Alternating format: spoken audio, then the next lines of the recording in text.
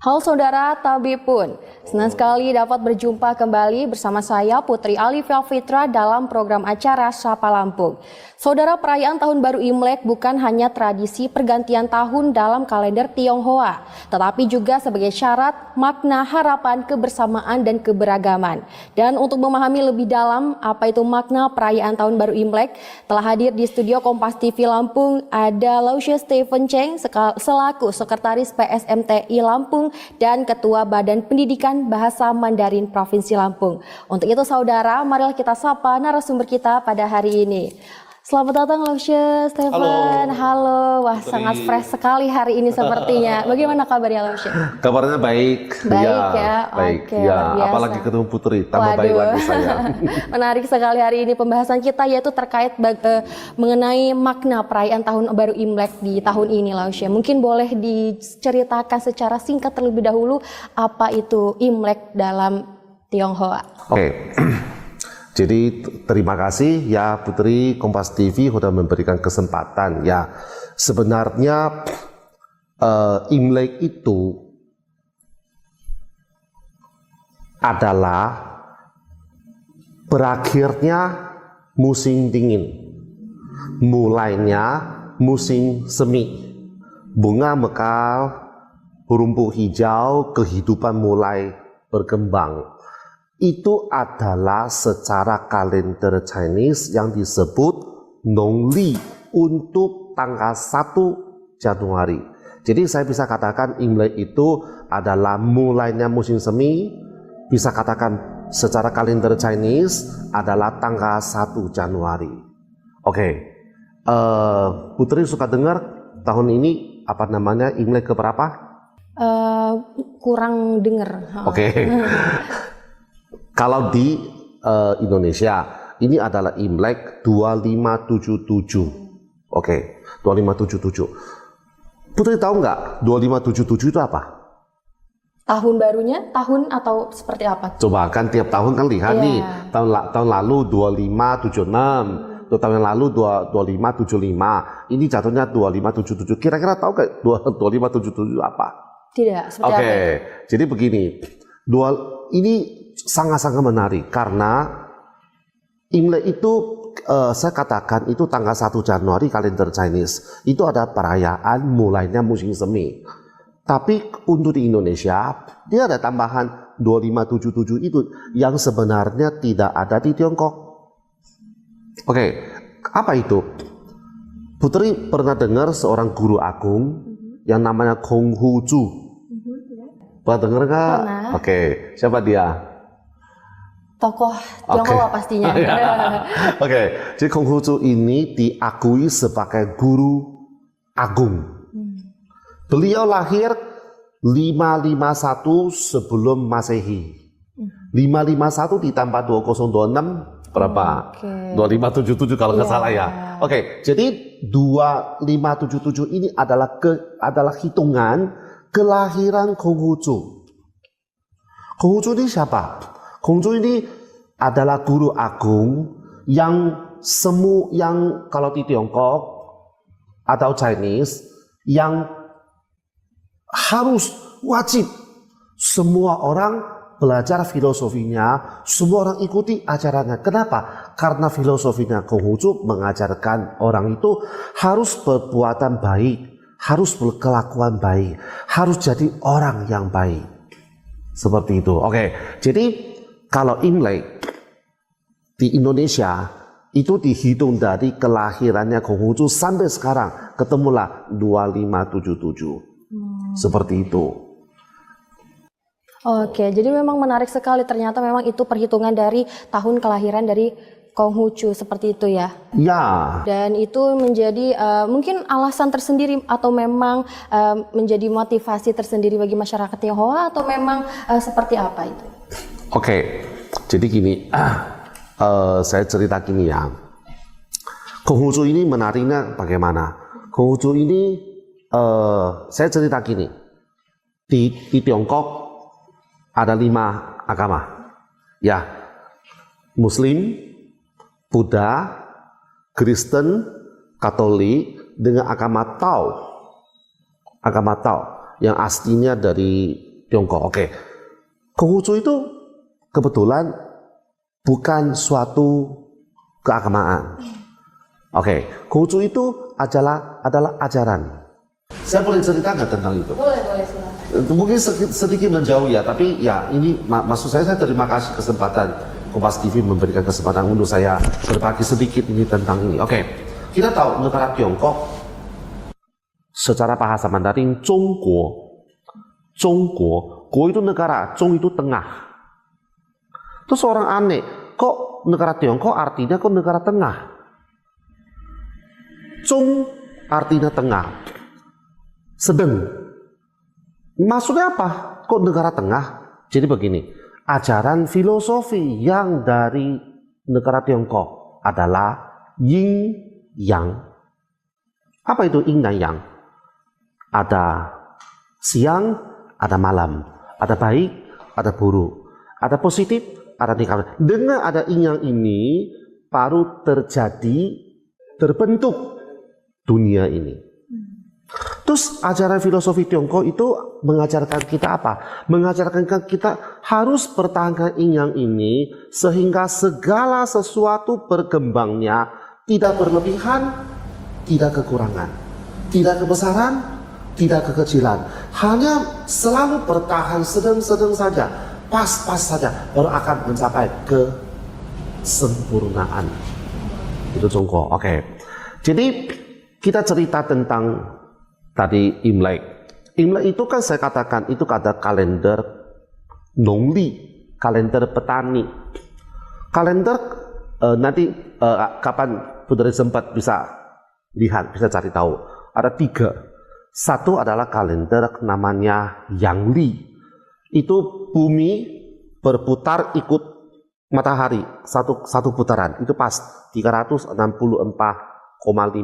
hari. Ingli adalah bulan berputar ikut bumi. Sekali putaran lebih kurang 1 bulan, tapi setelah 12 bulan kemudian akan berkurang 10 hari. Jadi kalender yang ikut matahari, bumi ikut matahari, namanya Yangli, itu Yang. Kalender yang bulan ikutin bumi, itu namanya Ingli. Jadi Ing dan Yang terjadilah seperti matahari dan bulan. Oke, kebetulan kalender petani yang saya katakan Yangli itu diambil Ingli dan yang digabung jadilah Nongli. Nongli itu yang saya sebut kalender Chinese, kalender petani, dan tanggal 1 Januari-nya secara kalender Nongli itulah yang kita katakan Imlek. Seperti itu. Ini bisa panjang sih kalau mau cerita. Yes, lumayan menarik dan akan kita bahas kulik lagi, tapi setelah jeda pariwara berikut. Baik, Putri, terima kasih. Jangan kemana-mana, tetaplah bersama kami setelah jeda pariwara berikut ini di Sapa Lampung. Sedikit membahas tentang makna perayaan Tahun Baru Imlek menurut masyarakat Tionghoa, maaf. Tapi yang menariknya pastinya di Imlek, di Tahun Baru Imlek ini banyak ornamen-ornamen seperti warna merah ataupun ornamen khas seperti lampion serta barongsai. Adakah makna tersendiri dari ornamen itu? Oke. Ini pertanyaan menarik. Imlek itu kita suka ngomong Konien. Imlek Xinjia. Oke. Saat itu angpau, kue tutun, lilin, warna merah ya, petasan, terus barongsai, semua. Jadi gini, tujuan untuk meramaikan itu karena dasarnya makna yang paling penting Imlek adalah kemanapun selama 1 tahun orang tua kita, anak kita merantau, berjuangan, pantang tulang kemana-mana. Begitu malam Imlek harus berkumpul kembali. Terus dengan petasan, dengan lampion untuk meramaikan pertemuan ini. Jadi bagaimana selama 1 tahun, kalau hari ini, dulu waktu mungkin saya kecil, orang tua saya perjuangan, ya kemana selama 1 tahun? Malam ini harus berkumpul dengan keluarga Untuk orang tua yang mampu ya memberikan rezeki kepada anak-anaknya. Untuk anak-anak yang sudah sukses, ya kan, ingat, ya kan, bagaimana balas budinya orang tua, ya kan. Jadi inti Imlek itu sebenarnya terlepas dari semua adalah kumpul dengan keluarganya. Jadi pentingnya malam Imlek itu seperti kita malam Idul Fitri. Yang saya cerita kita langsung nyambung ya. Kemanapun kita harus pulang berkumpul dengan keluarga kita. Selama 1 tahun berjuang kita kemana-mana, malam tahun Imlek harus berkumpul. Itu inti utama. Jadi malam Imlek itu adalah malam di mana kebersamaan kembali kita jalankan dari segala kesibukan, lalu dipertemukan kembali untuk bertemu dengan keluarga dan kerabat dekat seperti itu Laushe ya. Oke, lalu biasanya Laushe, tradisi apa saja yang dilakukan menjelang tahun baru Imlek? Tradisi apa saja yang seperti yang tadi saya ngomong, kita kita dulu waktu saya kecil, saya selalu hitung angpau 1 berapa, angpau 2 berapa, ya kan. Setelah kan Imlek itu kan mulai dari malam Imlek, begitu Imlek itu kan tanggal 1, ya kan, tanggal 1. Jadi dari Imlek itu dari tanggal 1 sampai tanggal 15, ya, yaitu Cakome. Jadi bisa terima angpau terus gitu loh, terima angpau terus. Terus kita berkunjung ke rumah saudara, ya kan, kita saling mengucapkan Gongxi Facai, Xinnian Kuailai, Gongxi Facai, selamat menjadi jaya, Xinnian Kuailai, selamat tahun baru, gitu. Jadi dengan kita ada petasan, kita ada lampion, kita ada barongsai, kita semakin memeriahkan, meramaikan Imlek itu untuk membuat kumpulnya keluarga ini menjadi seru, jadi ramai, gitu. Jadi ya barongsai, lampion, petasan, ya kan. Malam ini sebenarnya malam Imlek itu petasan di mana-mana. Terus sekarang nggak boleh ya, ya intinya segala inilah untuk meramaikan yang 1 tahun, 1 hari yang paling penting itu. Jadi di sini mungkin saya jelasin dikit ya. Ini kalau merayakan Imlek itu adalah tradisi. Jadi hari ini kalau kita aslinya, kalau kita misalnya di Tiongkok, mau agama, tadi kan saya cerita ada 5 agama. Jadi mau agama apapun, kalau suasana Imlek ini semua orang pasti ikut memeriahkan, karena ini merupakan tradisi. Oke, tradisi bersama dan pastinya untuk bersama-sama kita rayakan seperti itu ya Laushe ya. Oke, menjadi sebagai seorang ketua Badan Pendidikan Bahasa Mandarin Lampung ya Laushe, pastinya dalam bahasa Mandarin di Provinsi Lampung, bagaimana keadaan pembelajaran bahasa Mandarin saat ini Laushe? Oke. Makasih loh Putri, kasih kesempatan. Tahun lalu, bulan 10, ya, kebetulan saya Badan Koordinator Pendidikan Bahasa Mandarin Lampung. Saya juga punya lembaga, ya, Hanyuan Chinese Learning Center. Tahun lalu, bulan 10, kita menyelenggarakan lomba pidato bahasa Mandarin. Kita mengundang 40 sekolah dari TK, SD, SMA, sampai umum. Total peserta terdaftar di lomba tersebut 415 peserta. Maaf ya, ini bukan sombong. Rekor Indonesia. Jadi sebelum-sebelumnya di Indonesia yang namanya tingkat provinsi, belum pernah ada satu lomba pidato bahasa Mandarin tingkat provinsi yang seramai itu. Jadi dari 415 peserta itu kita lihat semangat, antusiasnya anak-anak, dan khususnya bukan hanya orang Tionghoa saja, banyak sekali yang tidak Tionghoa, karena kita tahu bahasa Mandarin hari ini semakin hari, karena kalau kuasai bahasa Mandarin mungkin kita ada kesempatan untuk masuk ke pasar Tiongkok yang begitu super raksasa. Mungkin kita ada kesempatan untuk mempelajari sejarah, budaya, ya kan, pengalaman yang dari Tiongkok tersebut. Maka bahasa Mandarin bisa dibilang saat ini semakin hari semakin diperlukan. Kalau dulu Inggris ya, sekarang Inggris kan kewajiban. Bahasa Indonesia kewajiban, bahasa Inggris kewajiban, nilai plusnya bahasa Mandarin itu. Oke, lalu upaya seperti apa yang saat ini sedang Laushe lakukan bersama dengan teman-teman atau tim dalam pastinya meningkatkan minat bahasa Mandarin khususnya di Provinsi Lampung ini? Saya contoh seperti kemarin lomba pidato yang kita menyelenggarakan 2 tahun yang lalu, saya ngomong gini Putri, semua kalangan minta saya adakan lomba pidato tiap tahun. Tapi sebelumnya saya adakan itu kemarin 2025, sebelumnya 2023. Saya 2 tahun sekali. Kenapa begitu? Mau dengar nggak? Mau. Jujur. terlalu banyak dukungan yang tidak perlu tampil nama. Jujur. Jadi kalau saya tiap tahun, karena banyak dukungan masuk, kalau saya tiap tahun masuk, kebetulan Laosi ini orangnya agak beda ya. Maksud saya itu, saya nggak mau karena saya adakan sesuatu, saya merepotkan kawan. Kalau saya tiap tahun saya adain, kan bantuan masuk tiap tahun. Oh, saya 2 tahun sekali. Oke.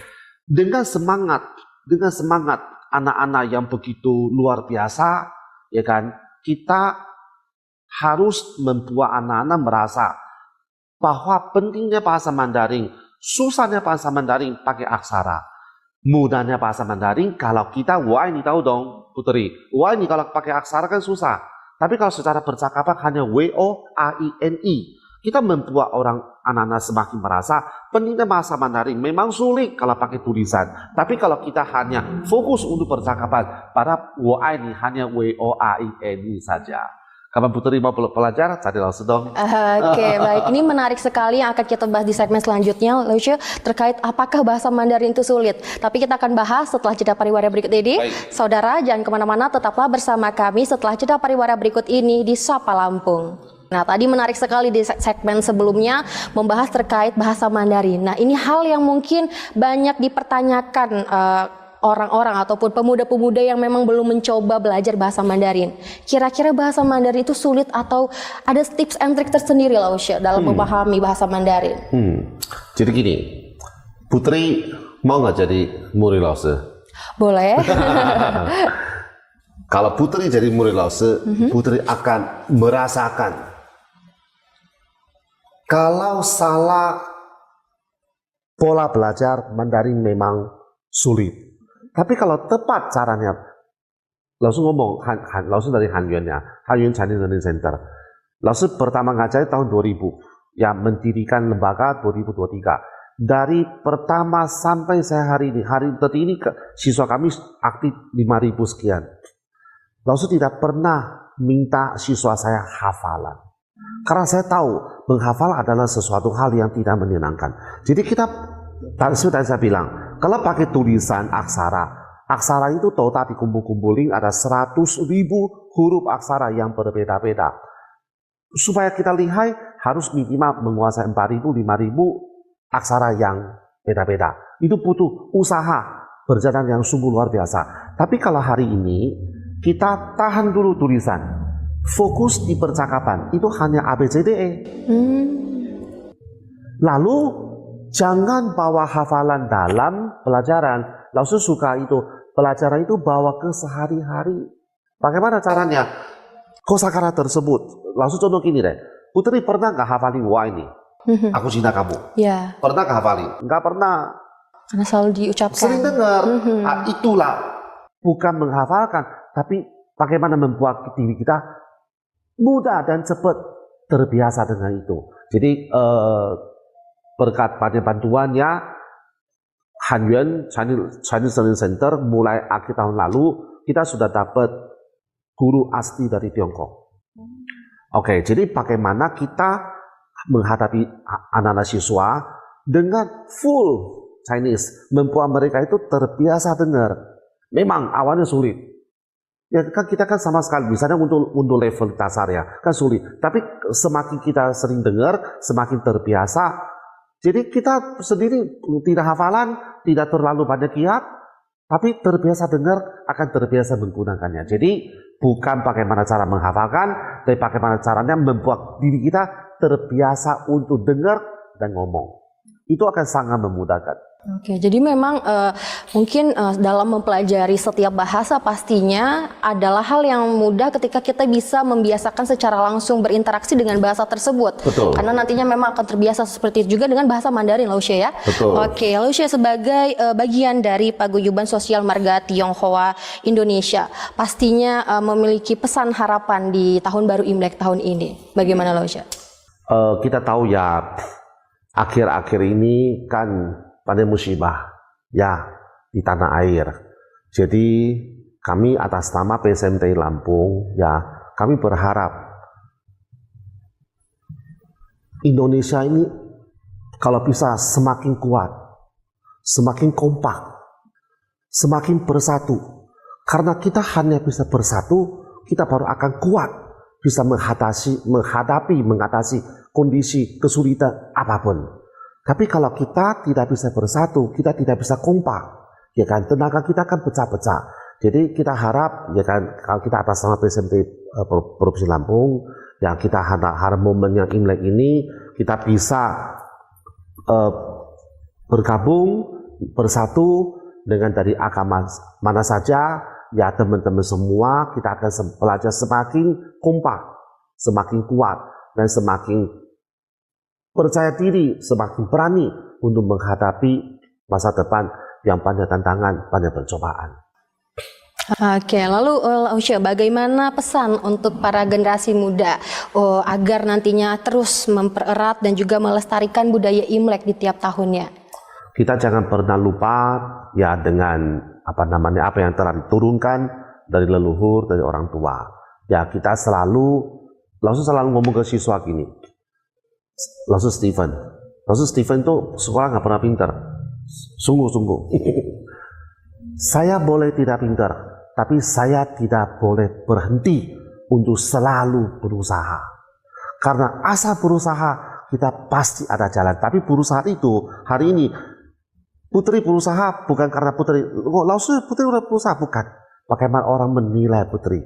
Jadi yang penting kita terus selalu berusaha, ingat apa yang telah ditinggalkan oleh leluhur, apa yang telah ditinggalkan oleh orang tua, selalu ingat dengan menyayangi orang tua, berbakti kepada orang tua, dan selalu tidak pernah berhenti untuk selalu berusaha. Maksudnya yakin, nanti generasi pasti akan semakin hari semakin baik. Baik, luar biasa. Terima kasih sebelumnya Lausha telah memberikan pesan dan harapan juga untuk Kompas TV. Terima kasih kembali telah memberikan informasi, edukasi kepada masyarakat Provinsi Lampung, khususnya masyarakat Tionghoa. Saya mengucapkan selamat tahun baru Imlek. Semoga kita dapat berjumpa kembali Lausha. Putri. Baik, dan itu tadi saudara dialog kita bersama dengan Bapak Lausha Stephen Cheng sebagai Sekretaris PSMTI Lampung dan juga Ketua Badan Pendidikan Bahasa Mandarin Provinsi Lampung. Saya Putri Alifia Fitra pamit undur diri mewakili seluruh redaksi yang bertugas. Sampai jumpa, Kompas TV, independen, terpercaya.